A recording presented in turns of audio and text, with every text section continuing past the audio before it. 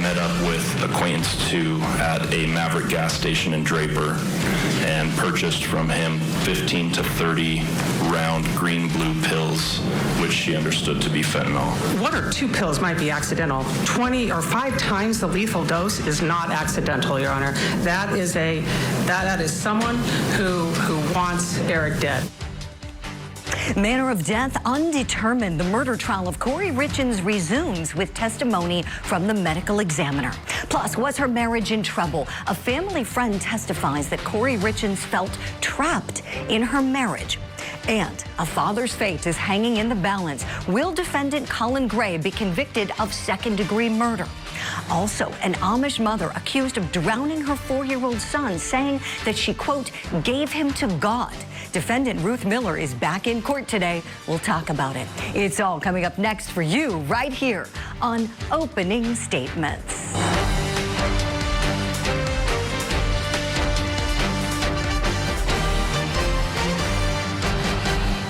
Good Tuesday morning to you and welcome to Opening Statements. I'm Julie Grant. Are you ready for some coffee and some court? This is the show where we get you all warmed up and ready to go for the big day ahead on Court TV Live. What a big day it's going to be and what a big show we planned for you. So let's get started. Grab that cup of coffee right now. It's time for my opening statement. A drug dealer lying? You can knock me over with a feather. In Utah, drug dealer Robert Crozier seems to have had low amnesia on the stand when he testified on Friday in Kouri Richins' trial. So while he admits to being a drug dealer, and we know that he's done some time for the same, he wasn't crystal clear on whether it was fentanyl that he sold to Kouri Richins' housekeeper, Carmen. He said on the stand it was Roxy's or oxycodone. Now, this is key to the case because Eric Richins died from a lethal dose of fentanyl. And this character can help prosecutors link the dope back to the grief author, Kouri Richins. So, the prosecution did on Monday what's called an impeachment using extrinsic or outside evidence. They played for the jury Mr. Crozier's videotaped interview with police from the spring of 2023, where he tells detectives that Carmen knew what she was buying and absolutely knew that the pills contained fentanyl. My friends, sometimes trials get messy. Witnesses who are criminals can make your job difficult when you're an advocate. Drug dealers like Mr. Crozier aren't the most upstanding, truthful people. So you do what you need to do to make things clear for the jury. And I think after seeing the tape, it's much clearer that the pills sold to Kouri's housekeeper, Carmen, contained fentanyl. Let's hope that the truth prevails in this trial. And let's hope that Mr. Crozier learned his lesson and won't be selling anybody any more drugs. That's my opening statement this Tuesday. Let me know if you like it. Right now, time for your daily docket.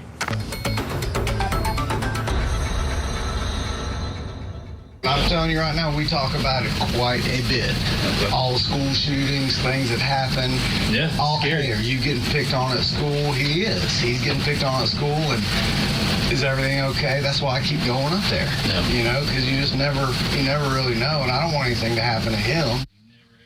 In Georgia, we've got jury deliberations beginning in the trial for defendant and father Colin Gray. Court set to start up at 9 a.m. Eastern time. We'll keep you posted as we go on that verdict watch together.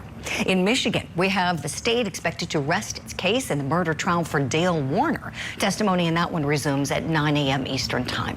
And in Utah, we've got the murder trial of defendant Kouri Richins resuming at 10:30 a.m. Eastern time, and that is where we begin this hour. The state's case continues today for the children's book grief author. Monday, jury members heard from witnesses all about Ms. Kouri's relationship with her husband, Eric, and her actions following Eric's death.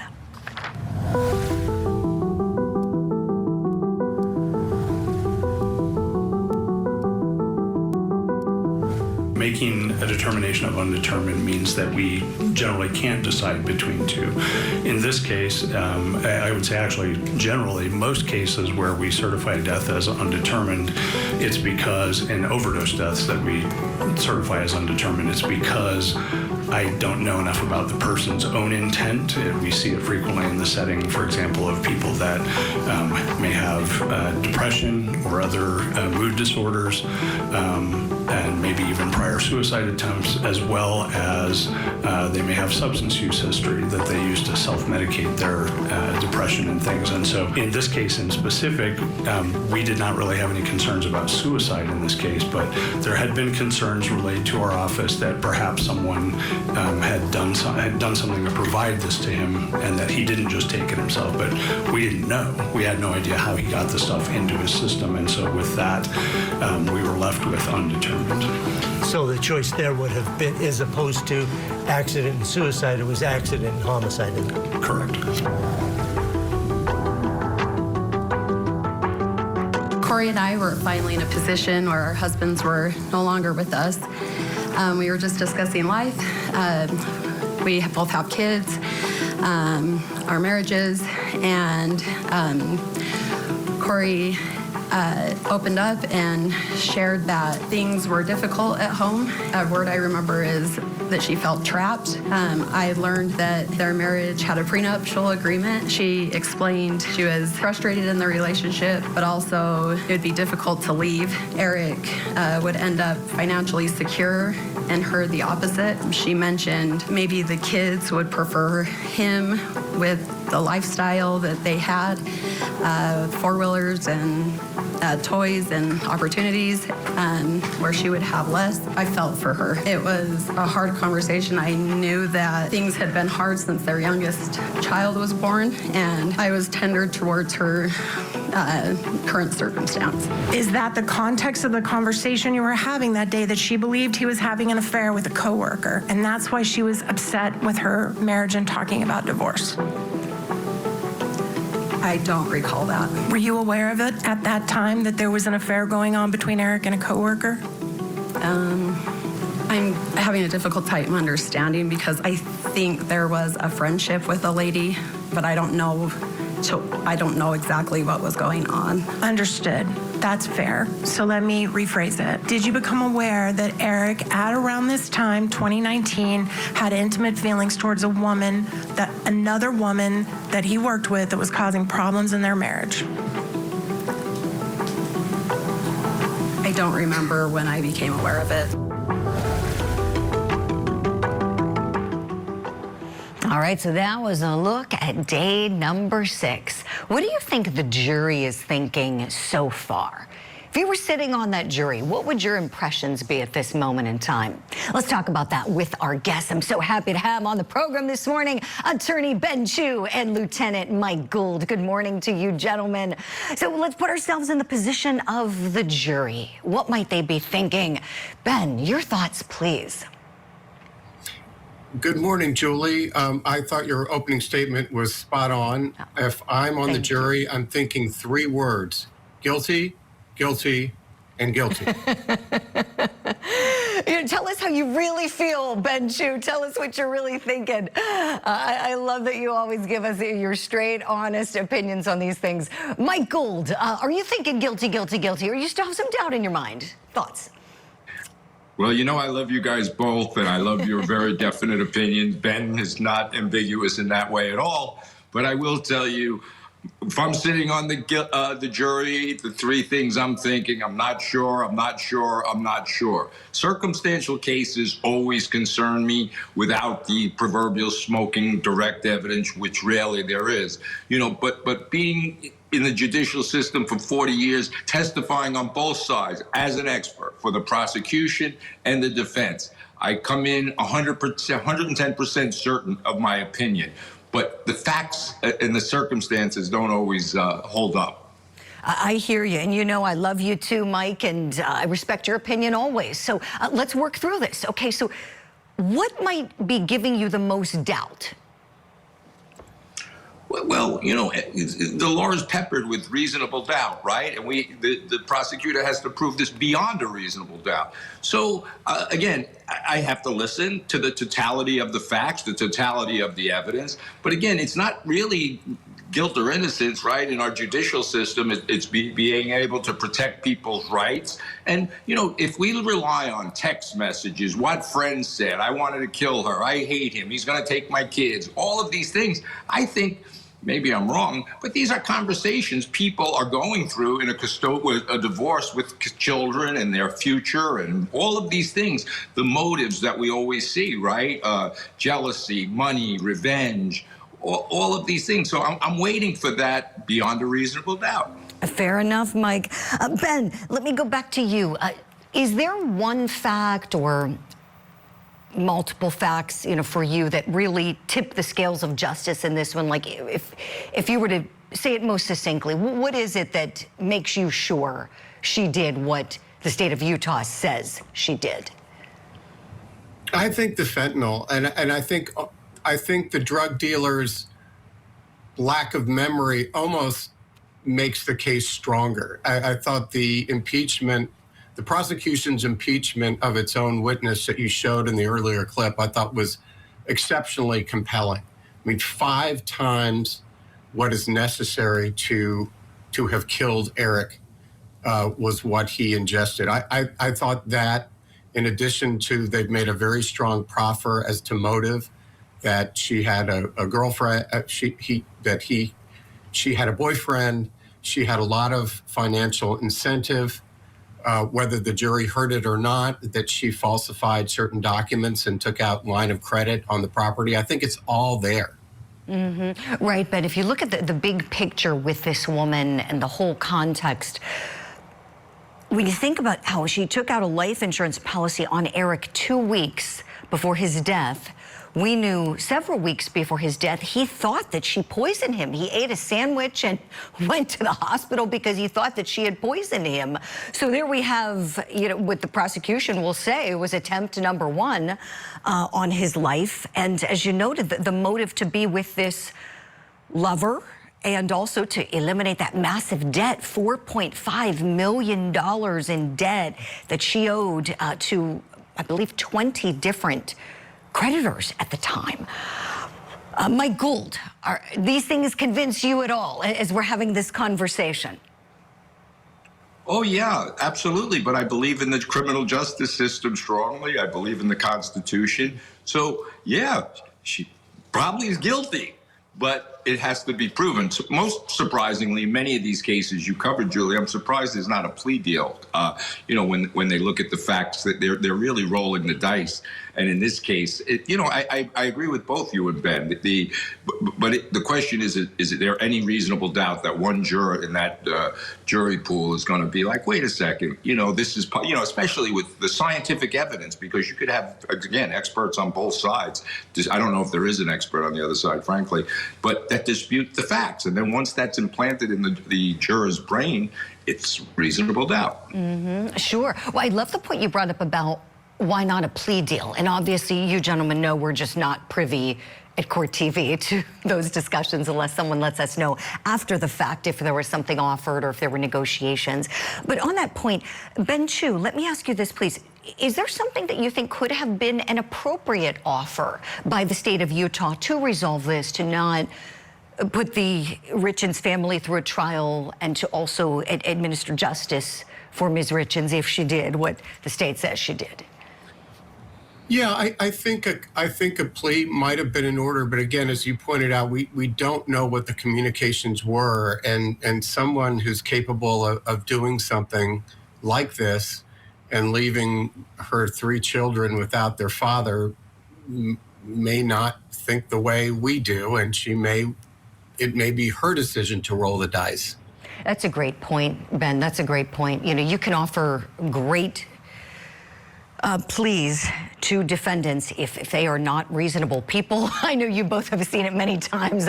I've been there when I'm thinking, what more could you want? And even if the evidence is as clear as day, sometimes people just want to exercise their rights. It is her right to have the trial, and she is proclaiming her innocence, and she's going to stay cloaked in it unless and until the state of Utah proves otherwise. Ben Chu, Mike Gould, appreciate your points on this. We're going to talk some more. Stand by, please. Friends at home, we got to hit our first break of the hour. We're so glad you're waking up with us this Tuesday morning. Get some more coffee. Here's what's next.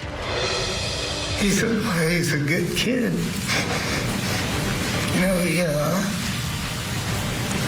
He wasn't perfect, nor was I. But to do something that heinous. Like, I don't know if anybody could ever see that kind of evil. We're on a verdict watch in Georgia as defendant Colin Gray's fate is now in the hands of the jury. Plus, an Amish mom accused of drowning her 4-year-old boy is back in court today. What can we expect at her trial? I threw him in the lake and I gave him to God. And people are going to tell me I am crazy, but he is real.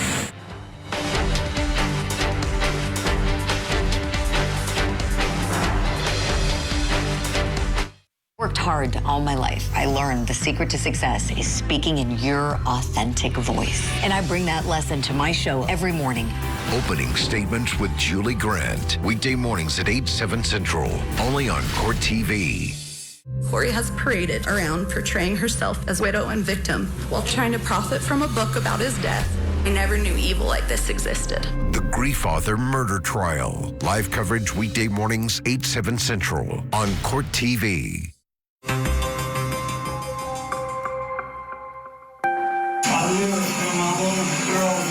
She's in middle school. She said, we're in lockdown. I'm like, God, I'm like, please something, brother, please something.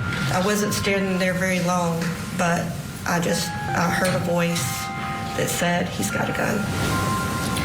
I got cold chills from the top of my hair all the way down to the toes of my feet. And he was just, you could tell that he had a lot of anger and just yuck inside of him. To do something that heinous. Like, I don't know if anybody could ever see that kind of evil. Oh, wow, what a case this is. This is history in the making. And now the fate of Colin Gray rests in the hands of the jury. Deliberations are set to begin in our next hour, so we'll go on that verdict watch together. In this case, the state of Georgia is alleging that this man, this defendant, this father, Colin Gray, gave his teenage son access to a firearm, despite serious warning signs of the child's proclivity for violence and unstable mental health. During the closing arguments on Monday, the state pointed to Gray's culpability, while the defense focused on history in America if the jury's decision is guilty. The sense of security that this school and this community once had was shattered. But also in the aftermath of those 41 seconds, a community united, heroes emerged.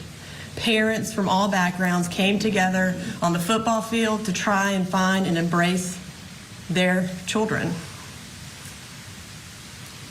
And every person in this community wanted to know one thing: who did this and how did this happen?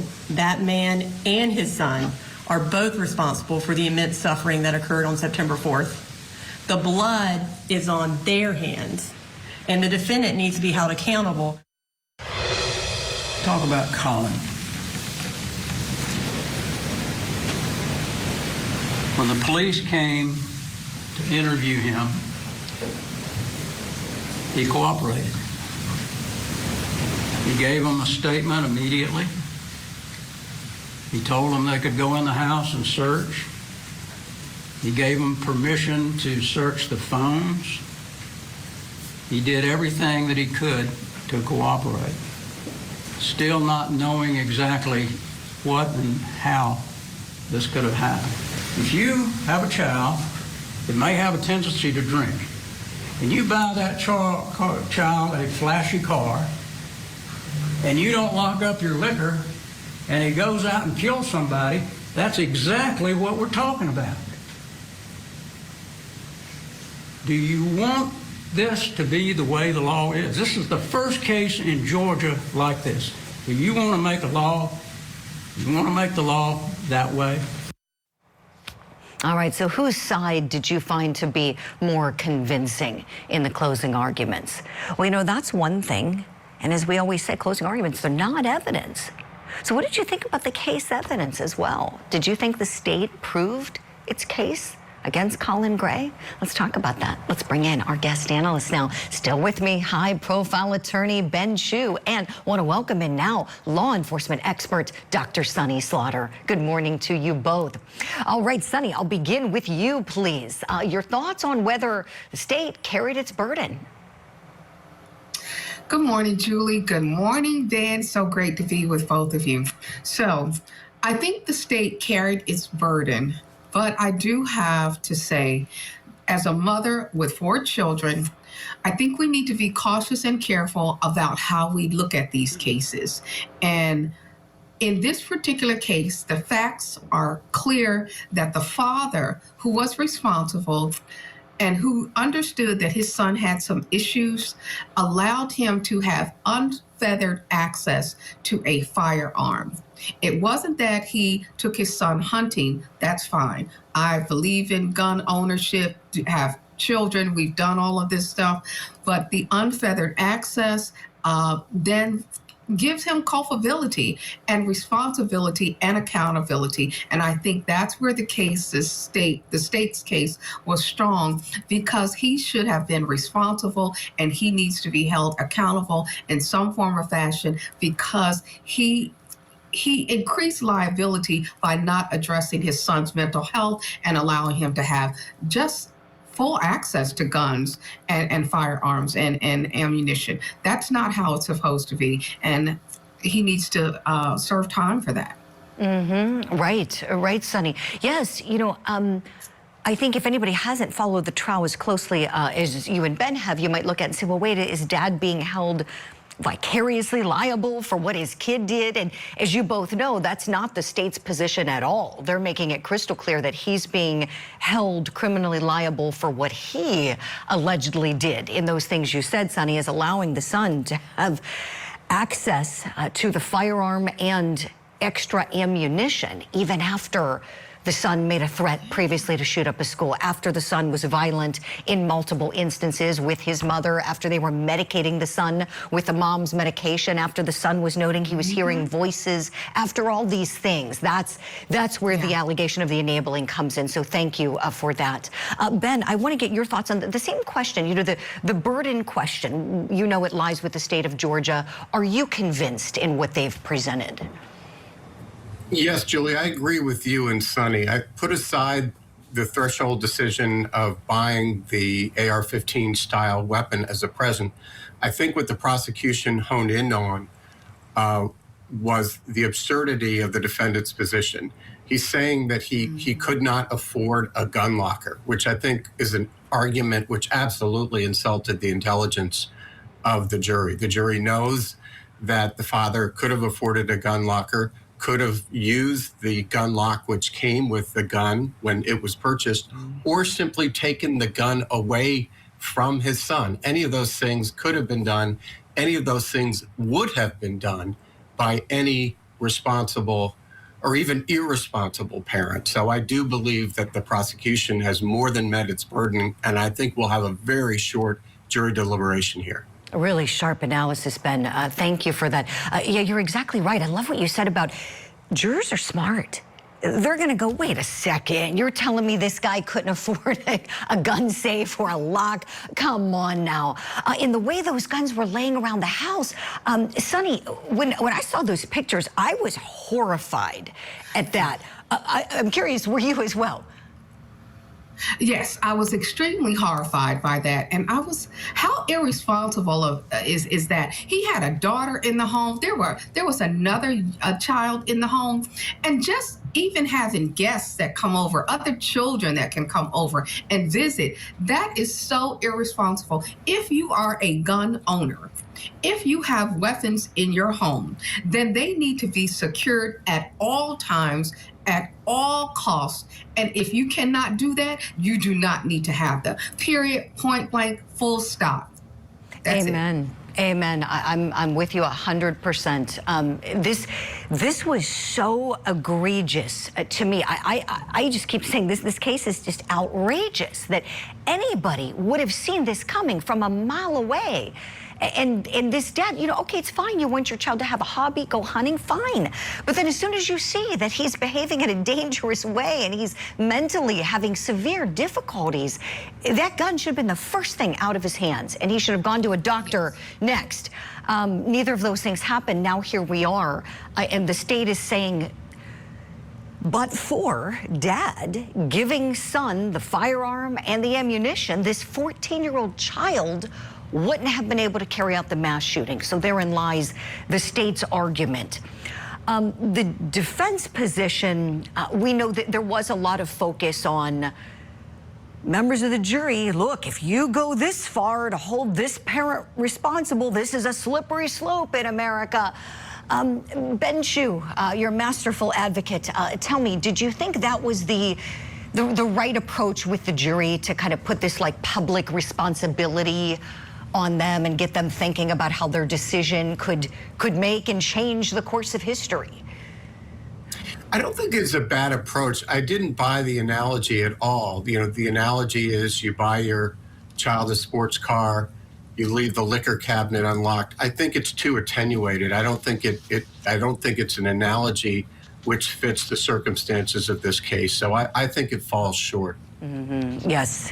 The defense team did a fine job on very tough facts. They fought hard for him. I certainly credit them for that. Great discussion with you both. As always, stand by, please, Sonny and Ben. We're going to hit another break. Friends at home, go refill your coffee. Come right back, though. Here's what's next. I need to know where your husband's at. He's at the bottom of the lake in a fish. He's in a fish. Yes. There's no fish large enough on an Atwood to swallow your husband. He's at the bottom of the lake in a fish. Oh my, did spiritual delusions lead to the death of a 4-year-old? We're spotlighting the Amish mother's case as she heads to trial today.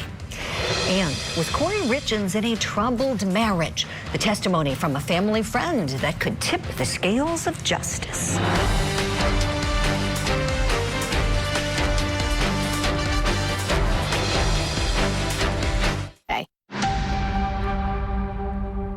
Welcome back. This morning, our spotlight is on the Amish mother accused in the drowning of her 4-year-old son, Vincent.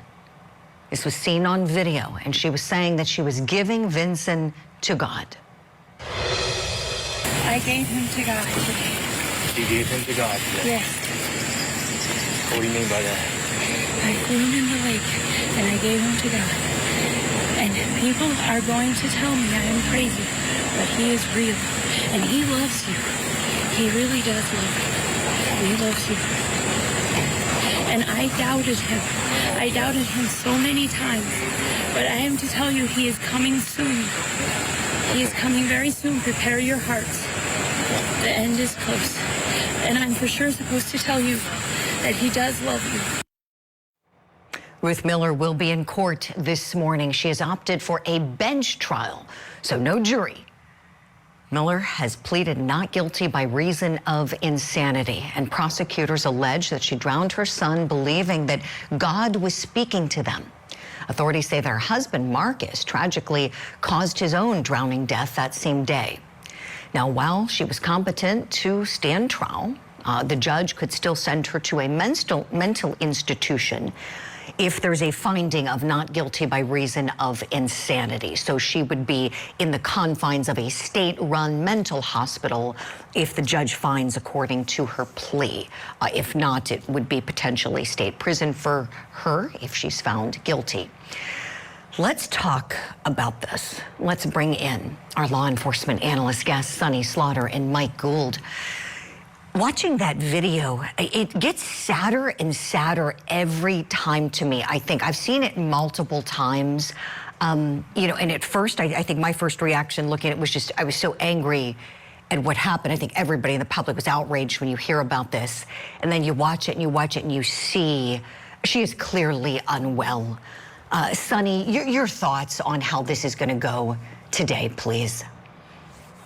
Oh, I felt the same. I was so angered by the circumstances initially, but as I watched her, first it made me nervous because how she was touching the law enforcement officer, which I thought he handled very well. You can clearly see that she has completely broken with reality. And postpartum is really, it's a real condition. It is severe. And even though the child was 4 years old, because I think it has gone so long without treatment, it has exacerbated her mental health and her decline in instability. Even though she was moving about her daily life, you can really see it in her. And I just think that the judge is going to go with their plea, and she should be sentenced to a mental institution as opposed to a prison, so she can get clear understanding of not only her actions, but how her pregnancy has impacted what she has done. Because once she realizes this, I think it's going to cause another downward spiral for her. Right, exactly, Sonny. Let's look at another clip together. Lieutenant Gould, I'll come to you on the other side of this one. This is Ruth Miller speaking with police. Ma'am, can you explain to me what happened? Who did you throw in the water? I gave my son to God. Your son? Yes. Where's your husband? He went for a walk this morning. And you haven't seen him He since? didn't ever come back. And we went to the boat and his clothes were there. And God told me he's in the lake and a fish swallowed him. And you're actually supposed to go look for him in the bottom of the lake. And you will find the fish. And you will find my husband. I need to know where your husband's at.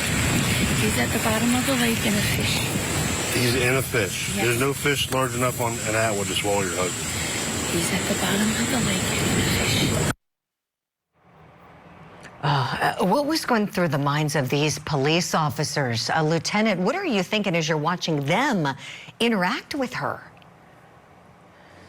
Yeah, Julie, thanks again for having me. I'm so happy I'm on with Sonny. I'm more happy that I agree with her 100%. I don't have to disagree with my friend on this. So I've been in this situation, actually, and as Sonny said, psychosis, postpartum depression, these are real things. I remember as a rookie cop being called to an apartment for unknown reasons, and there was a young mother holding her 4-month-old child. She was in tears.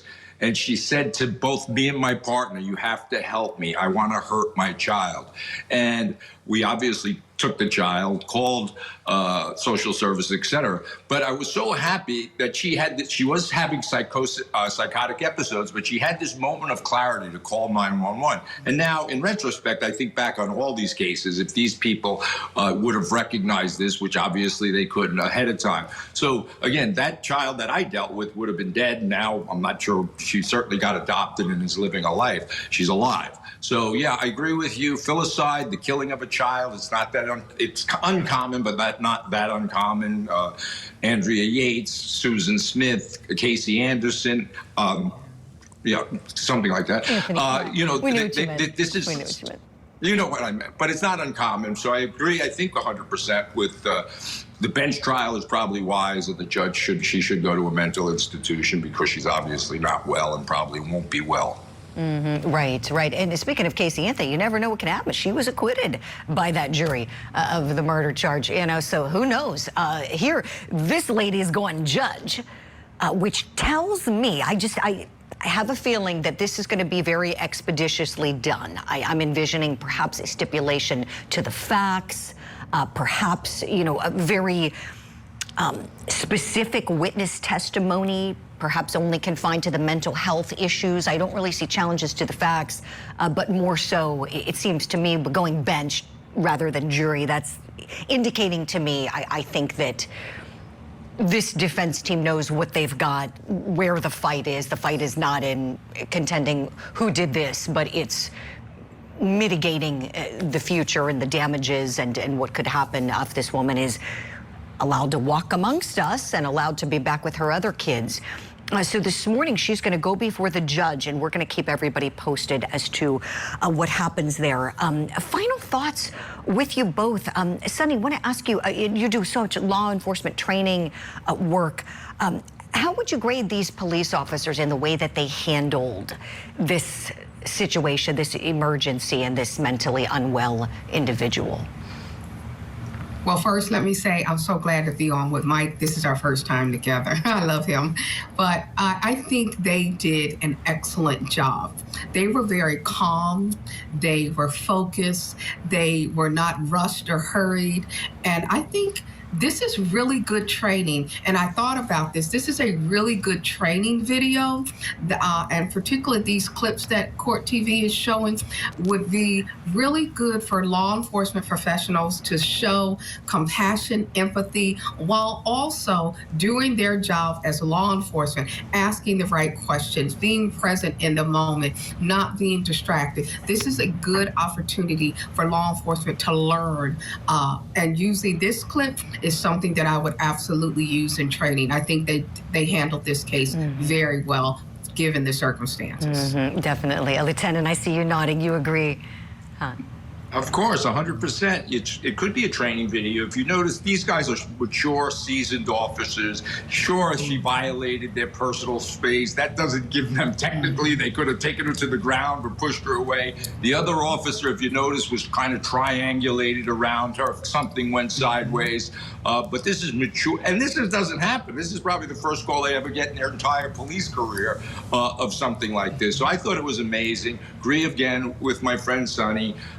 It could be a training video of exactly how that's done, that by mature, seasoned officers that have empathy towards people. Thought it was a great video, and agree with Sonny, of course. Yeah, they should be commended. Hopefully they get some commendation within their department or something for handling this so well. And we know the eyes on this case have come all over the world. This garnered so much attention because of the shocking nature of it. And thank you both for reiterating and teaching all of us something, reiterating and teaching us something with respect to touching officers. This is a good reminder for everybody. You don't ever put your hands on a police officer. You don't do that yet, right? Sonny's, oh, that's the quickest way for something bad to happen. You never, yeah, and even, I'll leave you with this, Lieutenant, because you're on the show, you're a canine expert and the canine commander.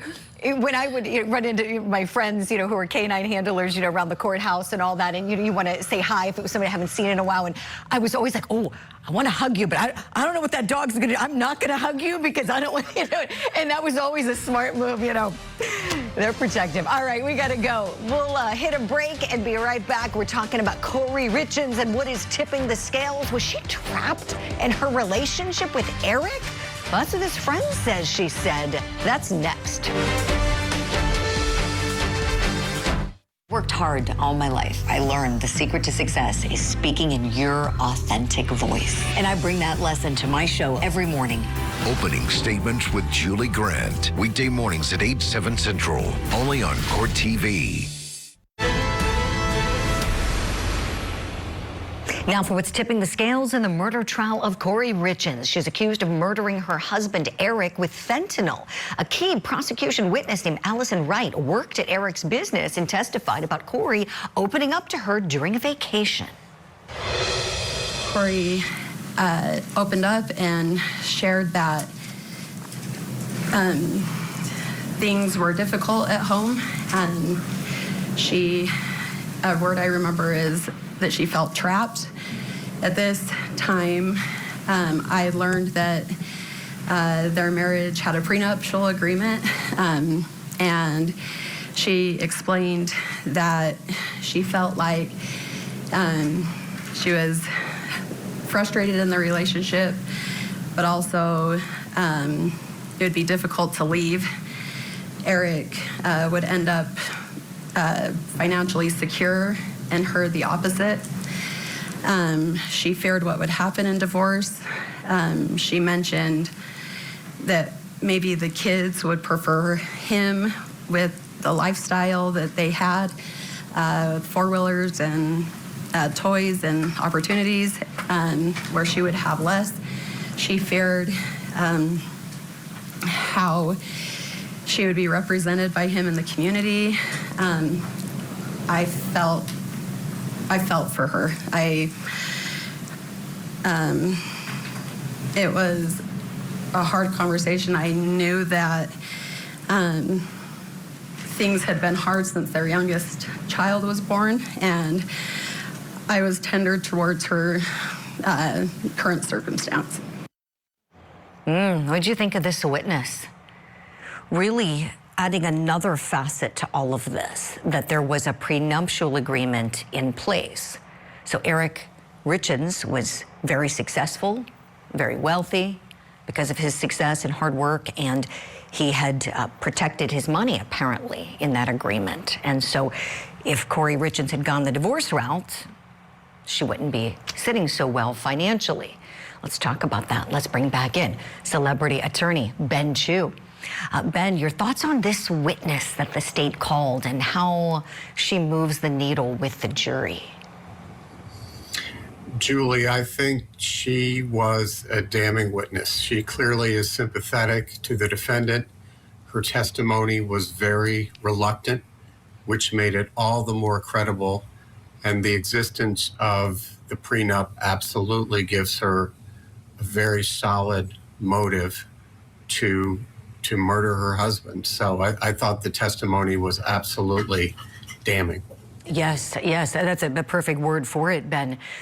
So when we look at Kouri Richins, we know she's in a world of debt. We know she's having an affair. And there weren't a lot of options for the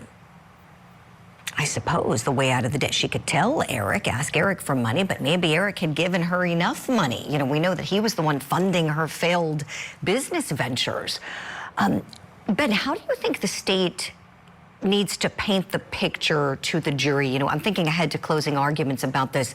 I'm picturing like back against the wall with Kouri Richins, that she didn't want to be exposed, didn't want the world to know, you know, but did certain things allegedly because she might have felt she was out of options.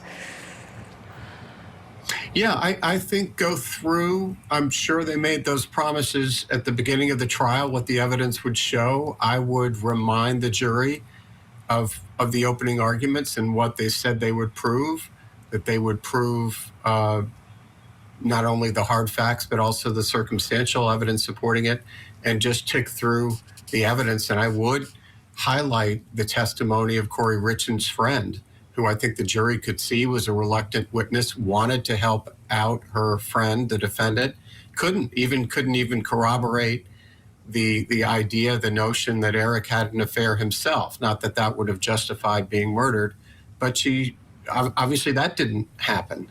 So I think they can tie it all up in a bow, and I think there will be a prosecution verdict here. I'm with you, Ben. Yesterday, I was talking on the radio on the Odyssey station in Pittsburgh about this case, and one of the questions I got was a really good one. Why wouldn't she just declare bankruptcy, you know, and try to bounce back that way? And I was like, that's a great question. Ben, what do you think about that? If you had to put yourself in the shoes of Kouri Richins, a scary place, think like Kouri Richins thinks, what do you think might have been her reasoning for not going that route? Well, again, I think the kind of person who would commit such an act is probably so malignantly narcissist that getting rid of her husband is an acceptable option. Any of the rest of us would have gone through with a divorce and tried to negotiate something better than the prenup, which happens. We all know that happens all the time. One other point I would raise in the closing argument is the one you've touched on, the fact that she was so perverse that she wrote the book, Are You With Me? So it wasn't just that she profited from killing her husband, assuming she did, but she also wrote a book about that to profit even more. You know, I have chills as you're saying it, Ben. You're absolutely right. It takes quite a person to do that if she killed him, as the state says she did, to want the world to believe that somehow she's a hero and a survivor. Ben Chu, you're the best. Thank you so much for everything this morning.